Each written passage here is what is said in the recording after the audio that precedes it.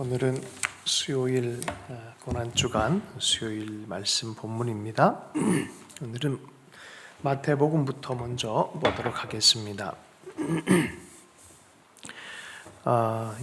이 무리들이 예수님께서 사두개인들로 대답할 수 없게 하셨다 함을 바리새인들이 듣고 모였는데, 사두개인들은 당시에 이 부활에 대해서 긍정적이지가 않았어요. 그래서 부활에 대해서 예수님에게로 공격을 했죠. 세금에 대해서 또 묻고 부활에 대해서 물으면서, 그러나 예수님께서 말씀한 것은 성경과 하나님의 능력을 너희가 알지 못했다라고 말하면서 하나님 나라가 어떻게 구성이 되어지고 성경 말씀이 어떻게 되어지는지 너희 관점에서 부정적으로 읽지 말고 하나님의 스토리 안에서 하나님이 하고자 하는 그 관점 안에서 이해해야 된다라고 말을 했습니다. 여러분, 예수 그리스도 안에서 하나님 나라는 강하게 역사하고 있습니다. 그래서 그리스도를 바라보고 발견하는 만큼 우리는 하나님 나라에 깊이 들어가게 되는 줄로 믿습니다. 계속해서 성경과 하나님의 능력, 그 관점 안에서 이야기가 계속 진행이 되어질 수 있어요.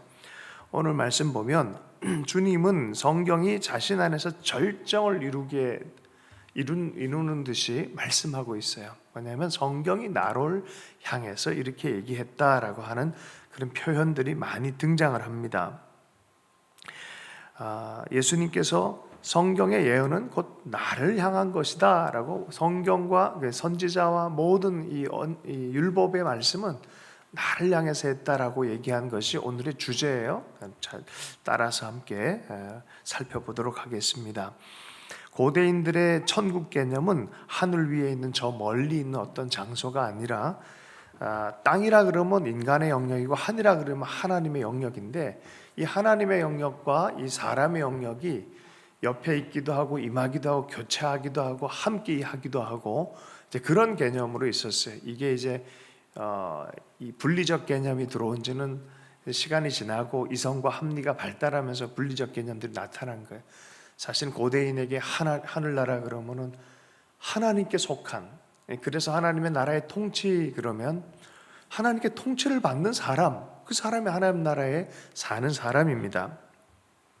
성례전도 마찬가지죠. 우리가 이렇게 성례전을 하지만 거기 하나님이 성령으로 임재해 계시는 거죠. 그렇게 성령의 임재가 있다라고 우리는 믿는 것이죠. 그래서 하늘과 땅이 만나는 장소로서는 성전이 되는 것이에요. 거룩한 하나님이 인간이 만든 성막과 성전에 거하시는 거예요. 하늘과 땅이 교차하고 만나는 장소입니다. 질문이 하나 생길 수 있어요. 그러면은 성전 안에 못 들어갈 때는 우리는 어떻게 해야 되나?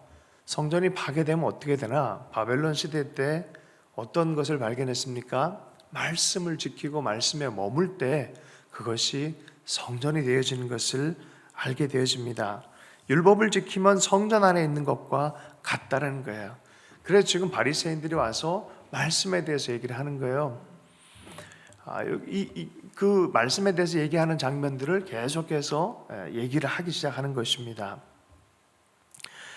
종료주일 이후에 성전 파괴에 대한 얘기들이 계속 진행이 돼요. 주님께서 또 가야바 앞에 잡혀갔을 때도 그렇습니다. 이 성전을 헐라라고 말을 해요.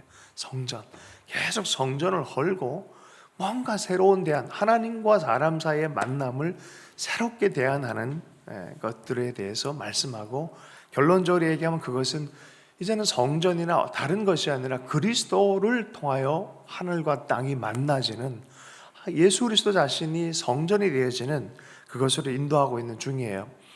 그래서 성전을 대체했던 말씀처럼 이번에는 어떻게 묻습니까? 사람이 와서 가장 큰 계명이 뭡니까? 라고 묻는 거예요. 그 말씀 안에 머물기 위해서는, 하나님과 만나기 위한 그 가장 큰 계명은 무엇입니까? 라고 물어볼 때 어떻게 얘기를 합니까? 하나님을 사랑하고 사람을 사랑하라라고 합니다. 근데 예수님께서 두 번째 질문을 해요. 두 번째는 예수님이 주도권을 갖고 얘기를 해요. 다윗이 그리스도를 주라 칭했는데 어떻게 그 자손이 단순히 그냥 어떻게 자손만이라고 얘기할 수 있겠느냐라고 말하는 거예요. 논리적 모순이 여기 생깁니다. 자손인데 내 주라고 표현했다는 거예요. 분명히 다윗이 시편 110편에서 보면은 자기 자손으로 오는데 그 자손을 향한 메시아를 향해서 내 주라고 표현하고 있는 거예요. 논리적 모순처럼 보이지 않겠습니까? 그걸 질문한 거예요. 마가복음에서는 다르게 조금 이렇게 표현되어 있습니다. 마가복음 부분에 보면 율법에 대해서 또 물어봐요. 그때 하나님 사랑하고 사람을 사랑, 서기관 하나가 이렇게 답을 했어요. 그랬더니 이 예수님 말씀을 전해주니까 듣던 서기관이 이렇게 얘기를 합니다. 선생님 옳습니다. 그와 같이 하나님을 사랑하고 또 이웃을 자기 자신과 같이 사랑한다면 전체로 드리는 모든 제물보다 낫기 때문입니다. 성전에서 하는 어떤 예배보다 말씀을 대로 살아가고 하나님을 사랑하고 사람을 사랑하는 것이 훨씬 낫습니다 라고 동의를 해준 그 말씀이 있어요. 율법과 성전은 하늘과 땅이 이렇게 교차하는 지점으로 계속 얘기를 한단 말이죠. 그럴 때 예수님이 이렇게 얘기해요. 율법에 대해서 온전히 지킨 그것에 대해서 동의를 한, 그 하나님 사랑, 이웃 사랑에 대해서 동의를 한 이 서기관에게 예수님이 뭐라고 말씀하시냐면 내가 하나님 나라에서 멀지 않도다라고 말해주고 있어요. 여러분, 말씀을 잘 지킬 축복합니다. 율법은요, 우리 청교도의 흐름으로 보면, 칼빈이나 이런 장로교적 흐름에서 보면은 죄를 지적하는 것만 있는 게 아니에요. 죄를 확정시키는 그런 기능, 너 죄인이다라는 걸 확정시키는 기능만 있는 것이 아니라 거기에 하나님의 길이 있다는 거예요. 제3 사용이 있다고 얘기를 해요. 죄인이냐 아니냐 이걸 떠나서 하나님의 마음이 어떠하고 어떻게 사람을 사랑해야 되는지라는 제3의 사용이 있다라고 합니다. 예수님이 그런 관점에 율법을 지키면 너가 하나님과 가까이 될 것이다, 가까이 있을 거다라고 말합니다. 자, 그런데 온전하게 합치가 되어지는 건 무엇이냐면 바로 예수님 계속 이 대화를 통해서 예수 그리스도가 자신이 성전 되심을 계속 몰고 가고 있는 것을 보게 되어집니다. 여러분, 예수님은 율법의 완성이라 그랬어요. 그리고 성전 되신다 그랬어요. 하나님을 사랑하고 사람을 사랑한 것을 온전히 보이실 뿐만이 아니라 새로운 성전도 되어주시는 분이십니다. 성전이 이제 파괴될 거라 얘기해요. 계속 이 성전을 헐라라고 예수님이 계속 얘기를 합니다. 성전이 가서 그전에는 바로 잘못된 성전들을 덮어버립니다. 율법의 정신도 없고 하나님의 임재도 없고 하나님의 마음을 전혀 반영하지 않는 그 성전에서 임재가 떠나버리는 거예요. 그러나 새로운 성전이신 예수 그리스도, 그분이 우리 죄를 다 지시고 십자가에 지심으로 새롭게 부활한 몸으로 그리스도께서 우리를 그분의 성전으로 초대합니다. 그분 자신에게로 초대하고 있습니다. 열린 문을 두시고 초대하고 있습니다. 메시아가 다윗의 자손이라고 말하는 것은 사실 그때 당시 함부로 얘기할 것이 못 돼요. 왜냐하면 그때 당시 헤롯은 이 다윗의 자손이 아니었어요. 사실 이런 얘기하는 게 위험한 것들이에요. 아슬아슬해요. 지금은 뭐 그런가 보다 하지만 그 당시의 분위기로 가면 이거 아주 아슬아슬한 얘기들을 하고 있는 거예요, 사실은. 110편의 말씀을 보면은 다윗이 주께서 내 자손에게 이르시되라고 하지 않고 주께서 내 주께 이르시되 내 원수를 내 발 아래 둘 때까지 내 우편에 앉아 있으라 하셨도다. 메시아가 주의 우편에 앉을 것이란 말은 무엇입니까? 그분이 메시아적 소명을 가지고 단순한 다윗 자손이 아니라 하나님의 아들이신데 이제 보내실 그분이 행하실 일들에 대해서 그분이 누군지에 대한 정체성을 밝히고 있어요. 요 분위기 그대로 다니엘서 7장 13절에서 이렇게 얘기를 해요. 제가 오늘 아주 말이 좀 제대로 안 나와요. 양해하고 들어주시면 감사하겠습니다. 다니엘서에 보면은 인자 같은 이라고 표현하고 있어요. 근데 이분이 역사를 주관을 해요. 이 인자가 도대체 누구냐? 그 다니엘서의 인자에 대해서 예수님이 그대로 사용해요. 인자가 들려야 하리니. 그 인자가 그 메시아에 대한 얘기예요. 인자 같은 이가 하늘 구름을 타고 와서라고 표현해요. 이 하나님의 메시아가 오셔가지고 이 땅에 온전히 하늘과 땅을 통합하게 만들어주는 거예요. 하나님 나라가 이 땅에 임하도록 해주는 거예요. 보이는 성전은 파괴될 것이다. 그러나 3일 만에 재건되어질 것이다. 새로운 성전이 지어질 것이다. 직접적으로 그 말이 얼마나 신성모독죄가 되고 사형언도가 되어진 계기가 되잖아요. 그 앞에서 신문 받을 때 그렇게 얘기하니까. 그러나 그분의 말씀을 사람들이 이해하지 못했어요. 그러나 성경적으로는 이미 맥락이 있어요. 맥락이. 실제로 하실 일이 있어요. 그분을 통해서 하늘과 땅이 만나지고 하나님이 돌아오는 거예요. 야훼께서 시온에 임하실 것이다. 성전 가운데 임하실 것이다. 여러분, 마침내 하나님이 돌아오신 거예요. 이 땅에 오신 거예요. 이 땅에 오셔서 자기 종들에게, 자기 종이 이스라엘이어서 이스라엘에게 맡긴 임무가 있었어요. 그 왕이 왔는데도 내쫓아버리고 죽이는 거예요. 그 말씀 그대로 이루어지는 거예요.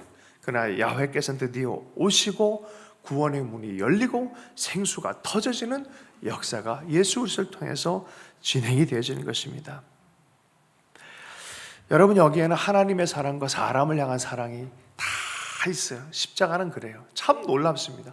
이거 철학적으로 생각해도 놀랍고 인간을 깊이 연구해도 놀랍고 하늘과 땅에 대한 얘기를 해도 너무나 놀랍습니다. 너무나 놀라운 장소가 십자가예요. 여러분, 십자가를 묵상하면 묵상할수록 여기는 하나님 나라가 우리에게 열리기 시작하는 줄로 믿습니다. 하나님은 십자가로 다가오세요. 십자가로. 사람의 지은 돌 안에서 다가오지 않고요, 십자가로 우리에게 다가오고 있습니다. 여러분, 십자가로 승리하셨어요. 패배함으로 승리하셨어요.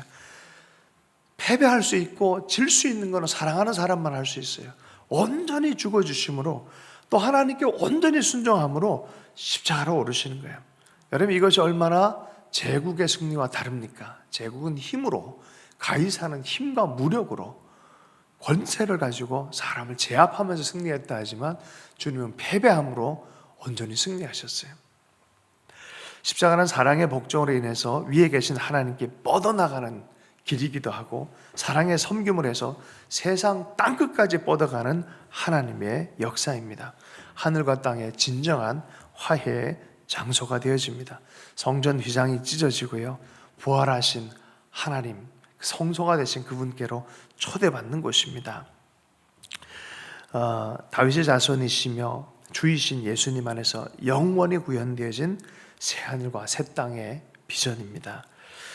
여러분, 이 시간 동안에 이 주님을 깊이 알기를 원합니다. 제가 톰 라이트의 사순절 묵상집을 조금 여러분에게 권해드려요. 좀 어려워요. 내용 자체가 굉장히 어렵지만 혹시 시간이 돼서 읽을 수 있는 분들 읽으면 좋겠습니다. 그 책에 보면은 제가 좋아하는 철학자이가 있어요. 비트겐슈타인이라고. 비트겐슈타인이 이렇게 얘기를 했대요. 부활을 믿는 것은 사랑이다. 그 부활이, 이 의미가 뭔지, 배경이 뭔지 다 알고 나면 와, 십자가와 부활은 엄청난 사랑인 거예요. 하나님을 향한 사랑이고 인간을 향한 사랑이에요. 톰 라이트가 이렇게 얘기했어요. 십자가 발 아래 변치 않고 믿음으로 서 있는 것은 사랑이다.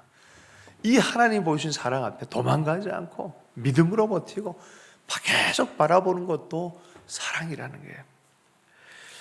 여러분, 사랑의 주님이 이 고난주간 가운데서 겪었던 것들을 찬찬히 성경을 통해서 묵상하길 바랍니다. 주님이 다락방에 가셔서 이제 제자들과 함께 교제 나누실 준비를 합니다.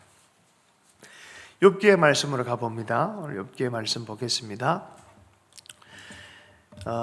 세 친구와 다르게 엘리후가 등장을 해서 중재 역할을 하고 지혜롭게 겸손하게 같은 마음으로 욥을 동감하면서 얘기를 하지만 특별히 욥에게 좀 성령에 감동된 마음으로 하나님의 입장에서 욥에게 권면하고 있는 장면들이 있습니다. 세 장을 통해서 권면을 해요. 참 지혜로워요. 저는 요 엘리후의 말씀을 이렇게 전해준 걸 보면 젊지만 참 지혜롭고 성령 충만한 젊은이를 보는 듯합니다. 욥에게는 꼭 하나 교정하는 게 필요했어요. 너는 인간이고 하나님은 하나님이시다. 우리는 하나님 앞에 티끌 같은 존재다. 어떻게 하나님 앞에 우리가 함부로 대할 수 있겠느냐? 우리가 이해 못한다고, 우리의 고난이 크다고 어떻게 원망할 수 있겠냐? 네가 의인의 삶을 산 건 다 이해한다. 그러나 너의 마음 태도와 너의 입술이 부정적으로 되고 분노가 품었다면 죄인과 다를 게 뭐가 있겠냐라면서 권면을 해요. 기가 막히게. 그러니까 욥이 마음이 좀 풀린단 말이에요. 이 엘리후의 중재 다음에 드디어 하나님이 오시는 거예요. 여러분 인생은 그래요. 원망과 분노와 심판과 내가 이것 때문에 그래 탓하고 막 이렇게 찾아노는 것보다 하나님의 마음을 동감하고 인생에 대해서 좀 객관화하고 하나님 앞에서 생각할 줄 알고 그런 마음이 준비가 될 때 드디어 하나님 말씀하세요. 이제 그 내일부터 하나님이 직접 말씀하는 장면들이 있습니다. 그래서 엘리후가 이 얘기를 하는 것은 좀 이 말과 태도의 변화가 좀 있어 좋겠다. 그게 변화가 안 일어난다면 너 끝까지 고난받길 나는 원한다라고 심한 말까지 이렇게 조금 하십니다. 여러분 이게 가능할까요? 우리 알잖아요. 선한 말 해야지 좋은 말 해야지. 이거 해봐요. 되나? 하루 결심일 거려? 어려워요 그게. 금방 나가서 운전하다가 앞에 차가 막 빵빵 대거나 뒤에 힘들면 금방 이제 우리가 욱 하잖아요. 쉽지 않죠? 여러분 이건 마음의 문제예요. 결국 말의 문제와 태도의 문제는 마음이 변해야 됩니다. 여러분 마음이 어떻게 변화될까요? 마음이 어떻게 변화될까요? 내가 내 마음 변화 못 시킵니다. 하나님을 바라볼 때, 그래서 고린도서의 말씀에 보면 주님을 바라볼 때 주의 성령이 하신 영역이라는 거예요. 우리는 우리가 해야 될 최선이 뭔지 아십니까? 계속해서 십자가 앞에 머무는 거예요. 그 사랑의 십자가 앞에 머무는 거예요. 계속해서 주님을 볼 때 우리에게 이러한 역사가 일어나는 줄로 믿습니다. 제가 아주 좋아하는 구절이 욥기 35장 10절 말씀이에요. 나를 지으신 하나님은 어디 계신가 하며 밤에 노래를 주시는 이가 어디 계시냐 말하는 자가 없도다. 여러분 이게 뭐예요? 밤 같은 고난의 시즌에 밤에도 노래를 주신 이를 찾는다면 얼마나 좋겠냐 이 소리예요. 하나님은 얼마든지 밤과 고난 중에도 노래를 주시는 분이다라고 믿음으로 반응하는 자가 있다면 얼마나 좋겠느냐. 욥 너 고난 중에 너의 삶에도 노래를 주시는 분이라고 믿음으로 고백한다면 얼마나 좋겠느냐라고 말하는 거예요. 우린 고난 중에 노래를 주시는 분을 잘 안 믿어요. 근데 이게 얼마나 힘든지 대부분 보면 고난 당하면은 이게 막 힘들어요. 근데 저는 다행히 20대쯤에 어떤 원리를 하나 가르쳐 주신 분이 계셨어요. 저에게. 하여튼 대단히 뜨거운 목사님이셨는데 그분이 저한테 이런 얘기를 했어요. 입술에 피멍이 들어도 너는 감사해라. 근데 이게 욥기의 말씀이더라고 보니까. 입술에 피멍이 왜 들어요? 꾹 참느라고 그냥 이게 그냥 부르트고 피멍이 드는 거예요. 꼭 깨무는 거예요. 깨무는 거예요. 그러다 보니까 피멍이 드는 거예요. 그런데 감사해라. 너 이해가 안 가도 하나님은 반드시 역사한다. 그게 저한테 굉장히 좋은 이정표가 됐어요. 참 말 같은 거 한 좋은 말들 한 100가지 성경적 말을 외우고 있으면 인생이 굉장히 지혜로워질 것 같아요. 정말로 그래요. 입술에 피멍이 들어도 어떻게 하라고요? 감사해라. 근데 그게 결심한다고 되는 게 아니잖아요. 십자가를 바라볼 때 주님을 묵상할 때 가능한 것입니다. 날마다 주님을 많이 묵상할수록 많이 그렇게 할 수 있는 능력이 생기는 줄로 믿습니다. 고난에 대해서 좀 더 얘기하도록 하겠습니다. 고난은 견디고 인내해야 됩니다. 하나님 고난 주신 목적이 있고 이유가 있습니다. 이유를 발견하면은 하나님께서 그 삶에 대한 고난의 이유를 밝히실 때가 있어요. 제가 얼마 전에 이제 듣기로는 한수산 작가라고 한 말씀만 해주십시오. 아마 그런 작가 이름 제가 기억이 잘 안 납니다. 아마 그럴 거예요. 한 말씀만 해주십시오. 그렇게 답답한 거예요. 하나님 말씀 안 해준 것 같고 이 고난에 대해서 한 말씀도 안 해줘요.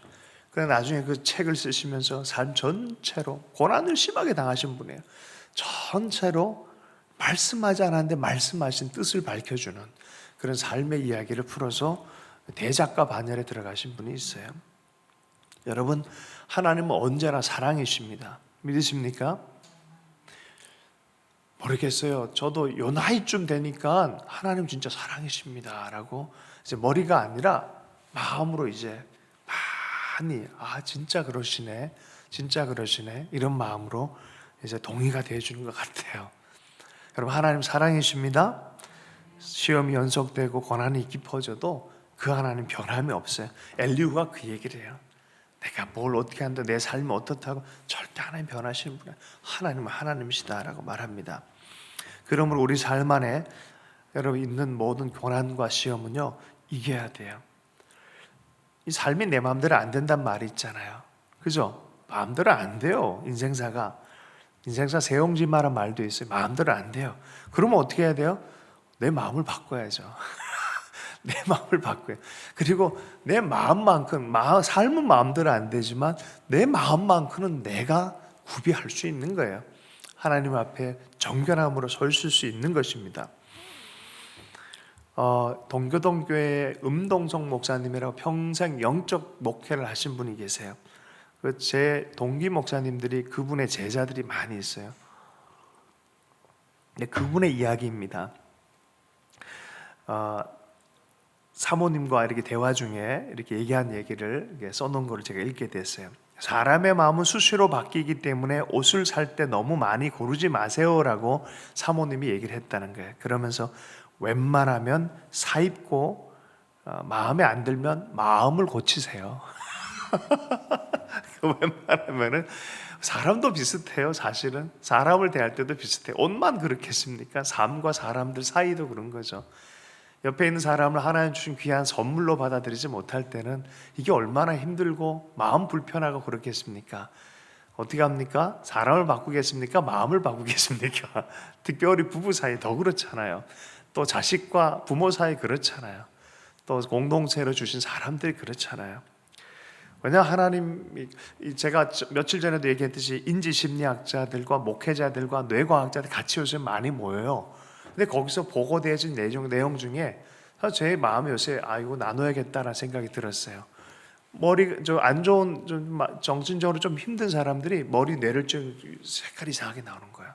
이 약을 쓰면은 파란색으로 건강하게 나오는데 약을 안 써도 같은 결과가 나오는 경우가 있어요. 그게 뭐냐? 마음을 새롭게 먹을 때 같은 결과가 나오고 있다는 거예요. 여러분, 마음을 잘 관리하길 축복합니다. 엘리후가 요백에게 얘기한 게 이거였어요. 너 하나님을 향해서 마음을 새롭게 할 필요가 있다. 태도를 새롭게 할 필요가 있다. 지혜롭게 얘기했어요. 새 친구와 다르게 아주 지혜롭게 얘기를 하니까 이게 겸손하게 이야기를 잘 들려주니까 마음이 이게 들을 마음이 생기는 거예요. 들을 마음이. 말씀을 마무리하겠습니다. 고난을 당할 때 하나님의 말씀이 들리면 위로가 되고 힘이 되기 시작해요. 드디어 욥이 하나님의 얼굴을 보고 음성을 들을 때가 가까이 온 거예요. 저는 욥의 이야기를 요새 보면 볼수록 참 은혜가 돼요. 여러분, 그러므로 말씀을 들을 때, 또 우리 교회로 모여서 말씀 듣거나 개인적으로 말씀을 들을 때 이 소망을 가져야 돼요. 하나님의 음성을 들을 소망을 가져야 됩니다. 하나님 집으로부터 나오는 말씀을 통해서 내 삶을 향한 하나님의 음성이 들려지기 때문입니다. 말씀 붙잡고 함께 기도하십시다. 우리 주님 십자가 그 사랑의 그 주님 앞에, 그 참된 성전 되신 예수 그리스도 앞에 늘 머무는 우리가 되길 원하고, 그 안에서 주의 사랑의 음성으로 우리가 또한 변화되기를 원합니다. 이 고난주간 시간 가운데 하나님 아버지 깊은 사랑이 우리에게 되새겨진 역사가 있기 원합니다. 기도하고 나라와 또 교회와 가정을 위해 기도하고 개인 기도 시간 갖도록 하겠습니다. 하나님 아버지 감사합니다.